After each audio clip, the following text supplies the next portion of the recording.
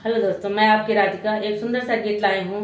ये शंकर और पार्वती का है। जब हमारे भगवान शंकर राजा हिमांचल के यहाँ बारात लेकर गए थे तो सीता गौरव मैया की सखियां सब इकट्ठा हुई थी, तो बोली चलो हम गौरव मैया के दूल्हा को देख के आते हैं, देखे कैसे हैं। लोग बता रहे हैं बड़ा ही अद्भुत रूप है, बड़ा ही सुंदर रूप है, चलो देख के आते हैं कैसे हैं। ये गांव भर में हर जगह होता है कि अगर दूल्हा आता है तो सभी देखने जाते हैं, और देखने के बाद में तुम ये ऊपर वाले की संस्कार दिया है लेडीजों में, वो औरतें जरूर कुछ ना कुछ नुस्ख निकाल, कितना भी सुंदर हो तब भी वो कुछ ना कुछ तो उसमें निकाल ही देंगी। तो देखिए गौरव मैया के दूल्हा में क्या क्या जो है नुस्ख निकाले जा रहे हैं, आप लोग सुनिए उनकी सखियां क्या क्या कह रही हैं। बोलो शंकर भगवान की जय हो।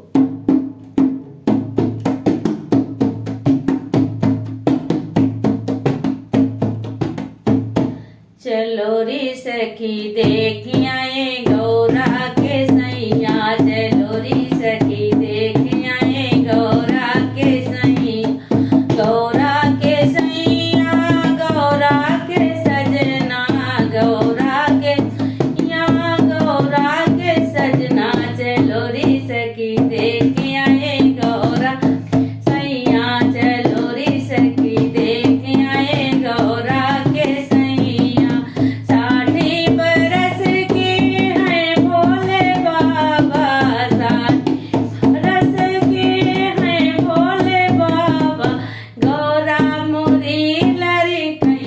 चलो री सखी देख आए गौरा सैया, चलो री सखी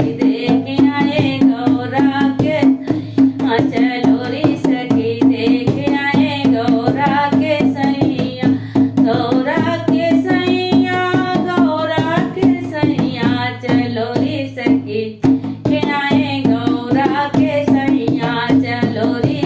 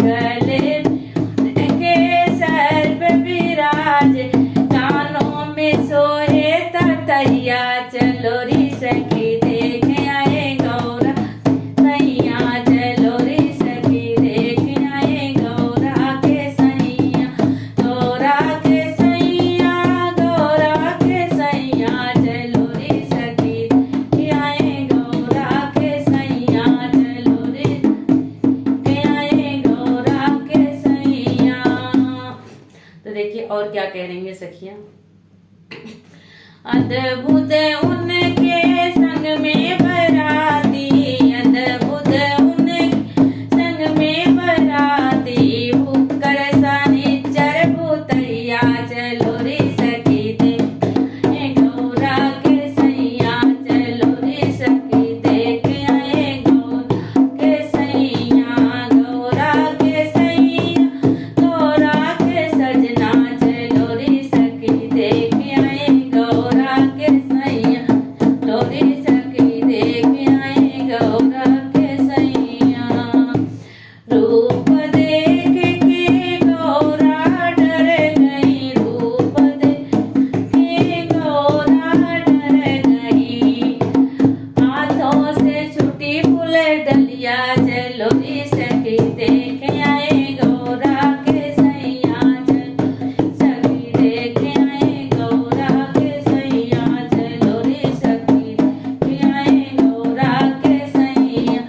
अद्भुत रूप देखे डरी गौरा, हाथ जोड़ के गौरा बोली, हाथ जोड़ के गौरा बोली, रूप बदलो मेरे सैया, चलो री सखी देख आए गौरा के सैया, चलो री सखी देख आए गौरा के सैया, गौरा के सैया, गौरा के दूल्हा, चलो री सखी देख आए गौरा के सैया।